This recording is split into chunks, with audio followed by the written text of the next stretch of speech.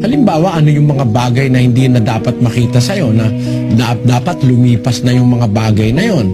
Sa 4:20 ng Efeso, patuloy, ganito nakasulat. Ngunit kayo'y hindi nangatuto ng ganito kay Kristo. Kung tunay na siya inyong pinakinggan at kayo'y tinuruan sa Kanya, gaya ng katotohanan na kay Jesus, at inyong iwan tungkol sa paraan ng inyong pamumuhay na nakaraan ang dating pagkatao na sumama ng sumama ayon sa mga kahalayan ng pagdaraya. Ayan, pagka-Kristiyano ka, no, iiwan mo yung dating pagkatao na pasama ng pasama ayon sa kahalayan ng pagdaraya. Ano ba yung dating pagkatao? Yung dati kang sugarol, nalululong ka ng nalululong sa sugal, nababaon ka ng nababaon sa bisyo, sa droga, sa paninigarilyo, sa paglalasing, nakabaong ka ron. Pag Kristiyano ka, dapat mawala lahat yun eh. Yung mga dating bagay na kung saan pasama ka na ng pasama.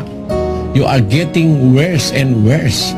Nandun ka sa pagkakalubog na masyado ka ng para bang wala ng pag-asang makaahong ka pa sa sugat, sa alak, sa mga bisyo, sa pambababae, sa iba't ibang mga gawaing masama na pasama ng pasama ayon sa kahalayan ng pagdaraya. Tapos, ang sabi, ang susunod, at kayo'y magbago sa espiritu ng inyong pag-iisip.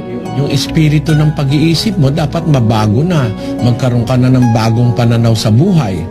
Hindi na dati ang pananaw mo, hindi na kagaya ng dati na puro makasanlibutan o makalaman. Material, no? Magkakaroon ng pagbabago. Tapos, At kayo'y magbihis ng bagong pagkatao, na ayon sa Diyos ay nilalang sa katwiran at sa kabanalan ng katotohanan. ayan, bagong pagkatao, nilalang na sa katwiran at sa kabanalan ng katotohanan. Ano ngayon ang mangyayari? Tuloy. Kaya nga, pagkatakwil ng kasinungalingan, ay magsasalita ang bawat isa sa inyo ng katotohanan sa kanyang kapwa. Yung kasinungalingan, magsasalita ka na ng katotohanan. Hindi, ang Kristiyano pala, Sister Luz, hindi na sinungaling. Opo.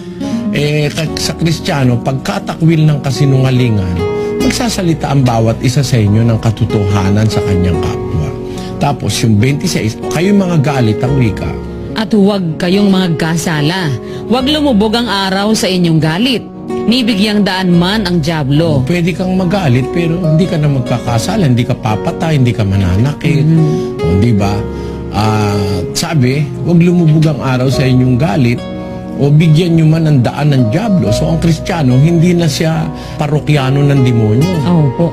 Tapos ano pa sabi? Ang nagnanakaw ay huwag magnakaw pa. Pag Kristiyano ka na, hindi ka na masusumpungan sa pagnanakaw. Opo. Bagkus magpagal, na igawa ang kanyang mga kamay ng mabuting bagay upang siya'y may maibigay sa nangangailangan. Yun, kailangan kung Kristiyano ka, hindi ka na nagnanakaw, hindi ka na nag-iinteres sa hindi iyo, tapos gumagawa ka, nagpapagal ka, nagtatrabaho ka, hindi ka tambay. Opo. You are a person of deeds. Hindi ka tamad, hindi ka bulakbol. Isa kang tao na maaksyon, magawa, gumagawa. At ang ginagawa mo, yung mabuting bagay, hindi basta gawa, igawa ang kanyang kamay ng mabubuting bagay, sabi. Sa 29, Ano mang salitang mahalay ay huwag lumabas sa inyong bibig. yun, yung mahahalay na salita na hindi dapat na sabihin, hindi niya sinasabi. Kung magsalita man siya, ang sinasabi niya yung nauukol dun sa pagkakataon, sa pangangailangan.